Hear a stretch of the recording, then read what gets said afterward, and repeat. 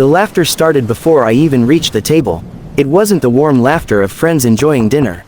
It was the kind that stopped the moment I looked up, followed by smirks hidden behind expensive wine glasses. Every eye in the restaurant seemed to drift toward me as if I were walking into a trap I couldn't yet see. Then I noticed the empty chair waiting for me, and the beautiful pregnant woman standing beside it, gently resting a hand on her round belly while everyone watched to see what I would do next. I had no idea that the cruel joke meant to humiliate me would become the night that changed every life in that room forever. Before we continue, if you believe kindness is stronger than cruelty and that everyone deserves a second chance, please like this video, leave a comment, share it with someone who needs hope, and subscribe to Kindness Legacy. Your support helps us bring more emotional stories that remind the world compassion still exists. My name is Adrian Mercer, and at 33 years old I had become the office's favorite target. I wasn't rich, flashy, or loud. I worked as a senior systems analyst, arrived early every morning, stayed late when deadlines demanded it, and spent most weekends helping my widowed mother keep her small bookstore alive. While everyone else competed for promotions through office politics, I simply believed hard work would eventually speak for itself. Unfortunately, in some places, kindness is mistaken for weakness. The annual company networking dinner was held at one of the city's most luxurious restaurants on a bright spring afternoon. Sunlight poured through the enormous glass windows, making the marble floors shine while servers moved gracefully between elegantly dressed guests. Everyone seemed relaxed except me.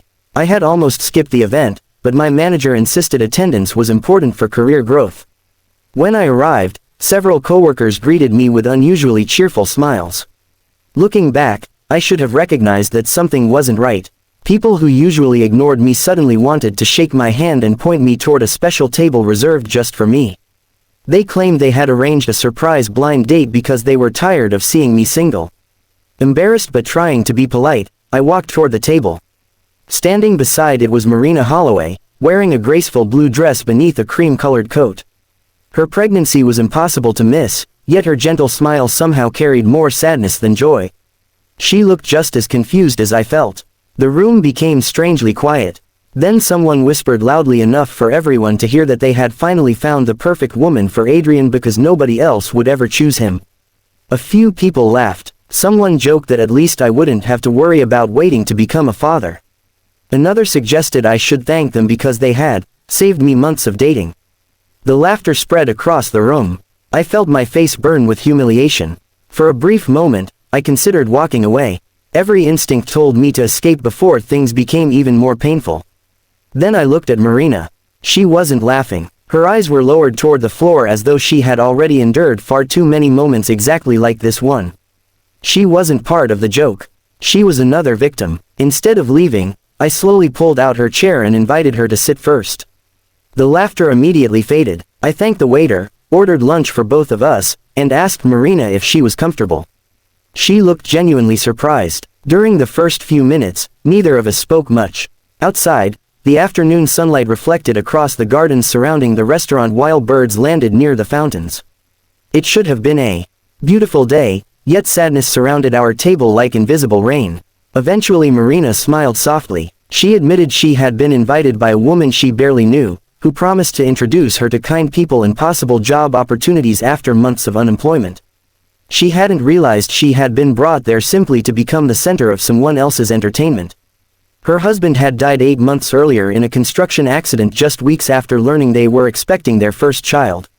Overnight she had lost her partner, her financial security, and most of the people she believed were friends. Pregnancy only made finding work more difficult. Employers smiled politely before choosing someone else. The only thing she refused to lose was hope. Listening to her story made my own embarrassment seem incredibly small. I shared my own life honestly. My father had passed away when I was 19. Since then I had balanced work with caring for my mother, who struggled to keep her beloved bookstore open against online competition. Dating had never been a priority because family always came first. For the first time that afternoon, Marina laughed naturally. She admitted it felt strange how two complete strangers could understand each other better in 30 minutes than some people managed after years. Around us, my coworkers slowly stopped pretending not to watch. They had expected arguments, awkwardness, or an angry exit. Instead, they saw two ordinary people treating each other with dignity. The atmosphere around the restaurant quietly shifted. As lunch continued, Marina excused herself briefly. When she stood, she suddenly lost her balance. Without thinking, I caught her before she could fall. The room froze. One of the restaurant managers immediately called for medical assistance while several guests rushed toward us. Marina assured everyone she simply felt dizzy because she had skipped breakfast to save money. That sentence hit me harder than anything else. A pregnant widow had skipped breakfast because she couldn't afford it. Meanwhile, people wearing $1,000 suits had used her pain as entertainment. I helped her back into her chair while the restaurant brought water and fresh food. No one laughed anymore. The silence felt heavy. Then something unexpected happened. The elderly owner of the restaurant, who had quietly observed everything from another table, approached us. His name was Harold Whitmore, a respected businessman known throughout the city for supporting charities without seeking recognition. He looked directly at Marina before turning toward my coworkers. He calmly asked who had arranged the prank. No one answered. Finally, one employee admitted they thought it would be funny because Adrian was always too nice to defend himself. Harold's expression hardened. He explained that dignity was not entertainment and that humiliating vulnerable people revealed far more about the bullies than their victims. He apologized personally to Marina. Then he surprised everyone again. He offered Marina a well-paid administrative position beginning after her maternity leave, including full medical coverage. Tears immediately filled her eyes. She had spent months praying for a chance exactly like this. The restaurant erupted into genuine applause. But the biggest surprise hadn't happened yet. Harold turned toward me. He explained he had spent nearly an hour watching my behavior before introducing himself. He had witnessed dozens of successful businessmen inside the restaurant that afternoon, yet only one man had chosen compassion over pride when publicly embarrassed. He asked where I worked. When I answered, he nodded thoughtfully. Apparently his investment company had recently purchased a major share in my employer's corporation. Several executives at my company suddenly looked nervous. Harold requested a private conversation with our CEO, who had also attended the dinner. 15 minutes later, rumors spread across the restaurant. The employees responsible for organizing the cruel prank had been suspended pending investigation for workplace harassment. The CEO publicly apologized to both Marina and me before the entire gathering. People who had laughed earlier couldn't even meet our eyes. But revenge wasn't what mattered anymore. What mattered was that one simple act of kindness had broken the chain of cruelty. Lunch eventually ended beneath bright afternoon sunshine. Before leaving, Marina thanked me for treating her like a human being instead of a joke. I smiled and reminded her she never needed to thank someone for basic respect. Over the following months, something remarkable happened. Marina began working for Harold's company after welcoming a healthy baby girl named Hope. She became one of the most respected members of the administrative team because everyone admired her determination. Meanwhile, Harold unexpectedly invited me to join his organization as Director of Technology, explaining that technical skills could be taught, but character was priceless. The promotion transformed my life. For the first time, I could finally help my mother renovate her struggling bookstore instead of worrying every month about unpaid bills. Business slowly improved. Children once again filled the little shop during weekend reading events. Nearly a year after that unforgettable lunch, Marina invited my mother and me to Hope's first birthday celebration. Watching the little girl laugh beneath colorful balloons reminded me how close her future had come to being overshadowed by cruelty.